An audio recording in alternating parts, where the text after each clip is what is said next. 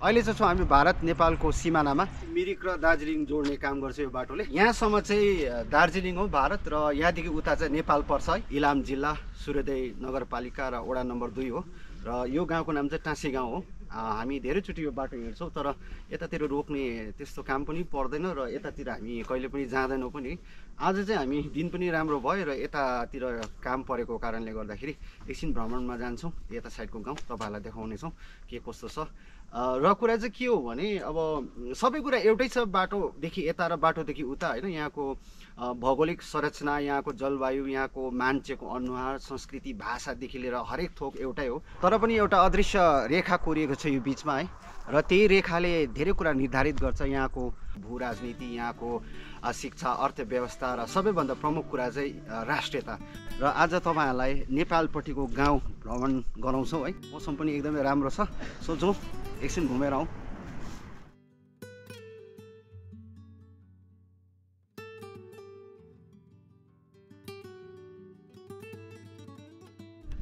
यता चाहिँ यस्तो छ सानो गाउँ र मेरो दाजु हुनुहुन्छ मसँग।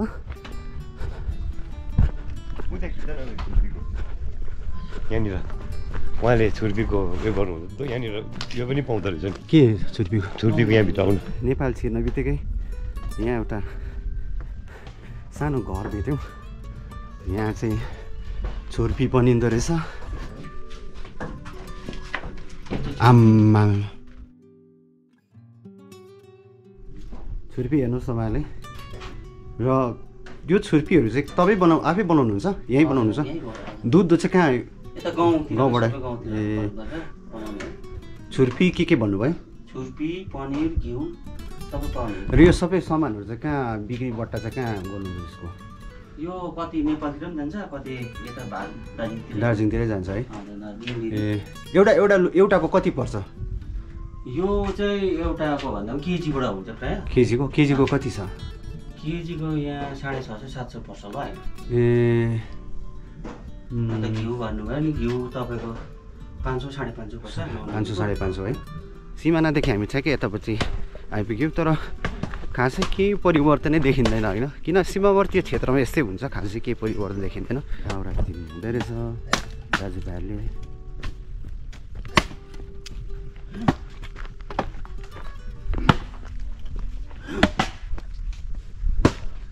चिलाउने? हजुर।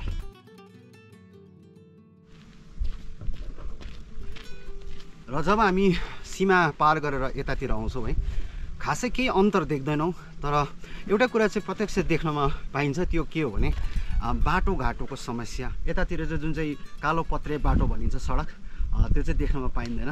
अब उता भारत साइडतिर चाहिँ सानसानो गाउँतिर पनि सडकहरू देखिन्छ, कालो पत्रे सडक देखिन्छ, जुन चाहिँ यता देखिँदैन। यता सबै कच्ची बाटो छ, ढुङ्गाको सोलिङको बाटो छ है।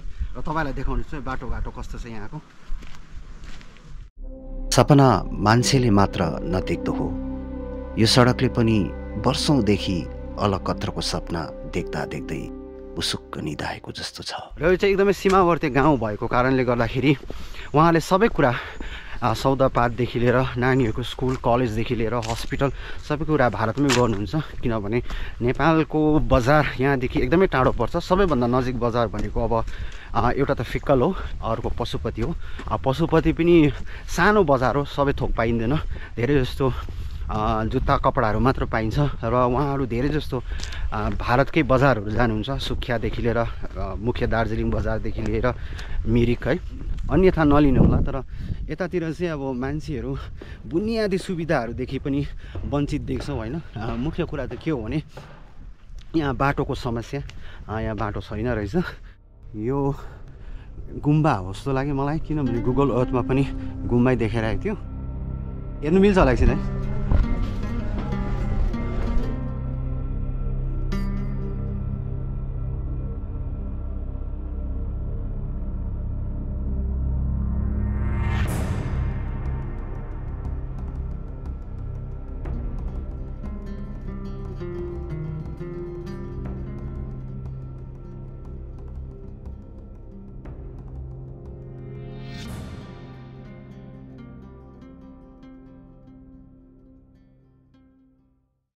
तपाईँको नाम के हो?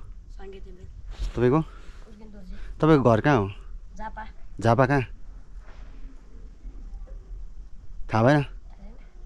तपाईँको? इलाम कहाँ? कति भयो यहाँ बसेको? धेरै सानोमा आएको हो? हुन्छ, थ्याङ्क यू।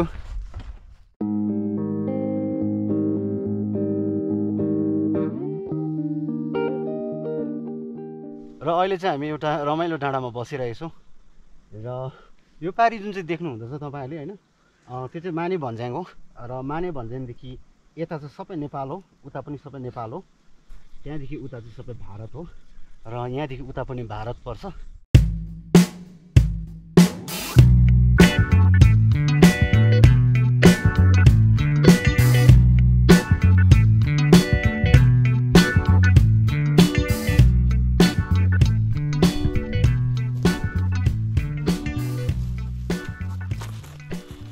अहिले चाहिँ ओह्रालो हिँड्दैछौँ र यहाँदेखि तलतिर चाहिँ अझै एउटा गाउँ रहेछ, त्यो गाउँ पुग्ने योजना छ र त्यहाँदेखि चाहिँ बाटो तेर्सो भएर त्यहाँदेखि चाहिँ सायद अलिकति उकालो छ होला, उकालो भएर चाहिँ ठ्याक्कै फेरि हाइवे भेट्छ जुन चाहिँ दार्जिलिङ मिरिकको हाइवे। र हामी चाहिँ यो बाटोमा पर्ने पहिलो घर आइपुग्यौँ।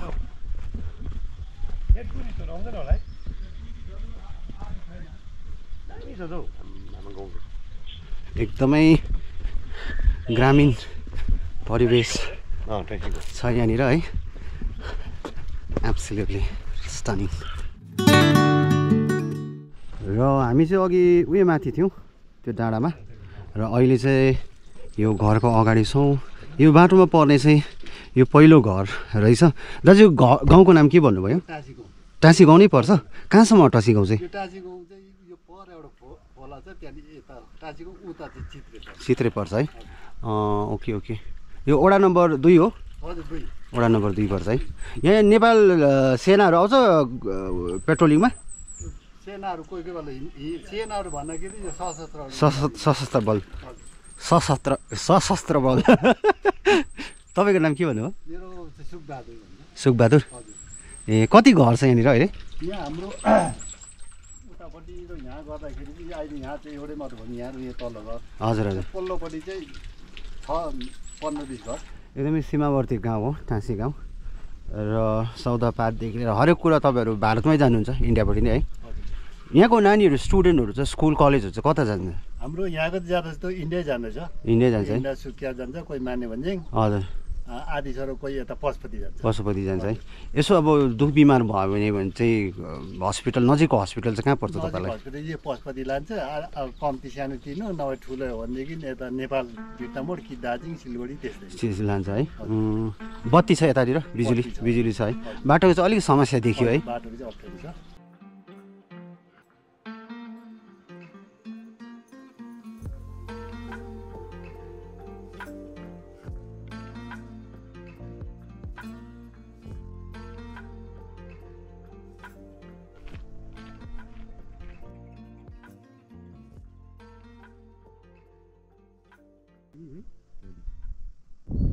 यो बाटो चाहिँ मजा आउँथ्यो जानु तलबाट। यहाँबाट यस्तो सिधा गयो भने चाहिँ उयो रहेछ त, टक्कै माने भन्ज्याङ पुग्ने रहेछ। तपाईँहरू यदि दार्जिलिङदेखि सर्ट हाइक या 1 डे हाइकको लागि आउनु चाहनुहुन्छ भने चाहिँ please come to the other side of the border, किनभने एकदमै प्रिस्टिन रहेछ, अनटच्ड। मान्छेहरू पनि एकदमै कम्ती, गाडी घोडाको हल्ला खल्ला पनि छैन, टुरिस्ट त अब एकदमै छैन रहेछ है। र भ्यू चाहिँ अब तपाईँलाई देखाइहाल्ने कस्तो छ यहाँनिर होइन। आज चाहिँ घमाइलो भए तापनि अलिकति तुवालो भएको कारणले गर्दा साह्रै स्पष्ट देखेको छैन होइन। यहाँबाट कल्पना गर्नु सकिन्छ कि क्लियर भएको दिन चाहिँ होइन, सफा दिन चाहिँ कस्तो देख्छ यहाँबाट पानी परेको बादमा चाहिँ।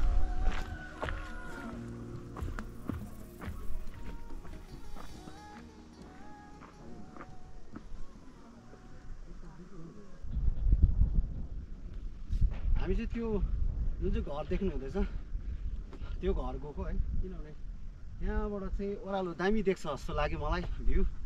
र यसो अलिकति फिका चिया पनि पाइन्छ कि। ल पुग्न आँटेँ त्यो माथिबाट देख्दै गरेको रातो घर। आशा छ चिया दिन्छ होला, पुरा चिया खानु मन लाग्यो नि त। हेलो। आइपुग्यौँ। यस्तो रहेछ यो घर चाहिँ। यहाँनिर चाहिँ ए हेलो नमस्कार प्रभात सञ्जीव अहिले नेपालको एउटा सानो गाउँ सीमावर्ती गाउँ टाँसी गाउँमा छौँ र यो गाउँमा चाहिँ भेट्यौँ हामीले। नाम के हो? नायुमा के हो? राई।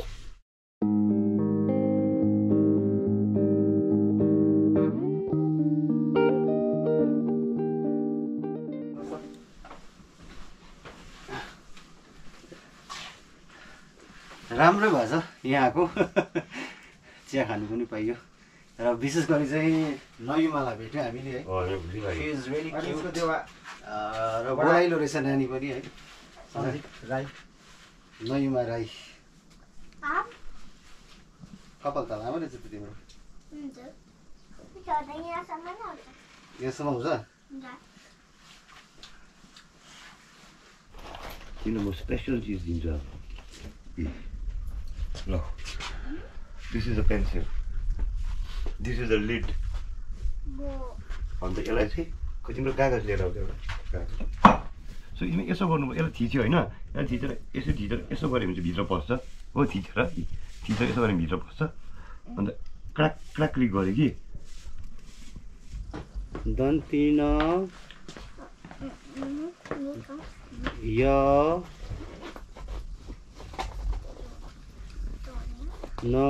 बडौकर नयु म आकर नयुमा। के हुन्छ ठुलो भएर के हुनु इच्छा छ? पार्लर चलाउने? किन चाहिँ ब्युटिसियन हुने इच्छा छ? कसको मेकअप गरिदिनु फर्स्ट चाहिँ? मेरो साथीको।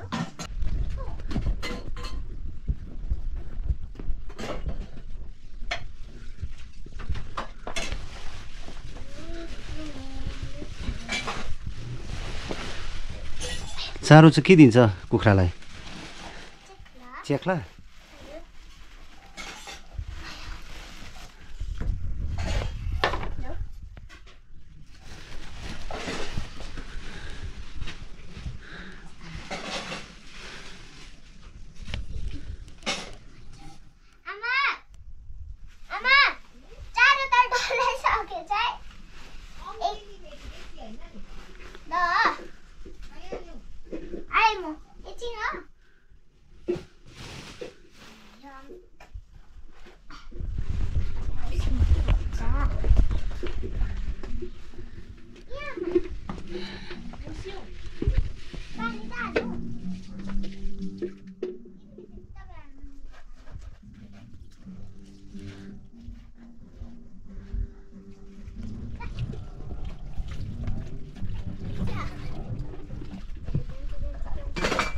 खान्छ हो आफै?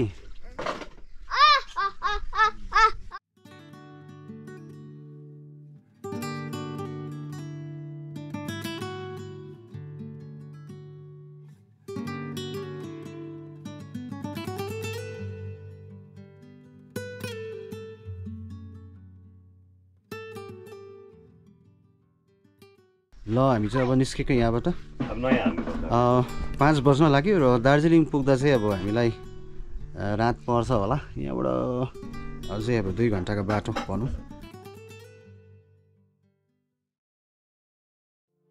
डियर नयुमा, तिमीलाई के थाहा कि तिमी यतिखेर जिन्दगीको सबैभन्दा रमाइलो डाँडामा उभिएर संसारलाई हेरिरहेकी छौ भनेर। तिमीलाई भेटेर निर्दोष, अबोध, निश्चल त्यही सानो केटालाई सम्झिए जसलाई जिन्दगीको कुनै घुम्तीमा मैले वर्षौं अगाडि छोडिराखेको थिएँ। र यो बाटो चाहिँ माने भन्ज्याङदेखि पशुपति जोडिने रहेछ। यो बाटो म आजभन्दा अघि पनि सायद म हिँडेको होला, किनभने एकचोटि म पशुपतिदेखि माने भन्ज्याङ निक्लेको थिएँ हिँडेर। यहाँबाट अझै हामीलाई आधा घन्टा जस्तो लाग्छ।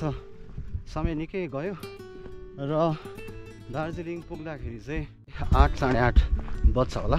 र जहाँसम्म मलाई लाग्दैछ हामी चाहिँ यो उकालो लाग्नुपर्छ होला जस्तो लाग्दैछ।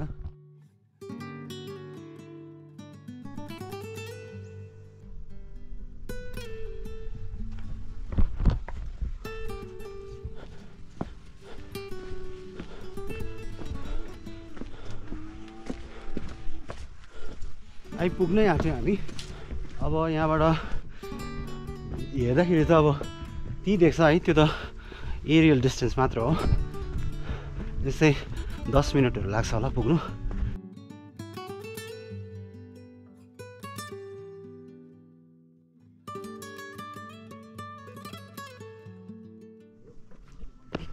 Back to India.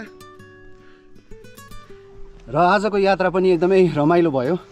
तपाईँहरूलाई देखायौँ नेपालको सीमावर्ती गाउँ। Thank you for watching. र अब घर लाग्ने हो, साँझको 6 बज्न लाग्यो। यहाँबाट दार्जिलिङ बजार हामीलाई झन्डै 1.5 घन्टा जस्तो लाग्छ। जसो गर जे भन, जतासुकै लैजाऊ मलाई, यो मन त मेरो। तपाईँले मनमनमा नेपाली हो भन्नुभयो।